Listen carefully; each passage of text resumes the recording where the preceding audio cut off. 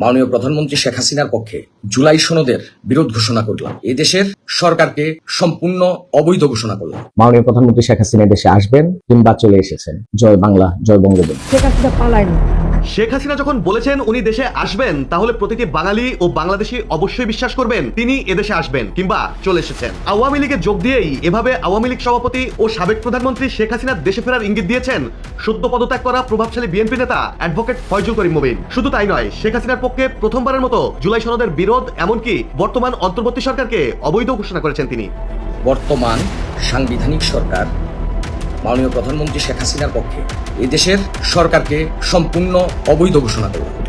শেখ হাসিনাকে এখনো বাংলাদেশের বৈধ প্রধানমন্ত্রী উল্লেখ করে মুবিন বলেছেন, জীবন অবাক না করলে কে করবে? 28% মিল্ক ফ্যাটের অবাক করার সাথে ফ্রেশ মিল্ক পাউডার। জীবন অবাক করুক প্রতিদিন। শেখ হাসিনা যখন বলেছেন দেশে আসবেন, তাহলে দেশ ও দেশের বাইরে থাকা বিএনপি থেকে তিনি আওয়ামী লীগে যোগ দিয়েছেন এবং তিনি যোগ দেওয়ার পর বলতেছে যে প্রধানমন্ত্রী শেখ হাসিনা তিনি আসবেন, তিনি আসতে যেহেতু চেয়েছেন তিনি বাংলাদেশে আসবেন এবং তিনি এসে আবারও নতুন করে ক্ষমতায় নেবেন, আওয়ামী লীগ নতুনভাবে ফিরবে। প্রিয় দর্শক শ্রোতা মণ্ডলী, হঠাৎ করে এই ঘটনা ঘটার পর মানে একটা আতঙ্ক সৃষ্টি হয়ে গেছে যে কেন বিএনপি নেতাকর্মীরা আওয়ামী লীগে যোগ দিচ্ছে এবং তারা শেখ হাসিনার প্রশংসা করছে।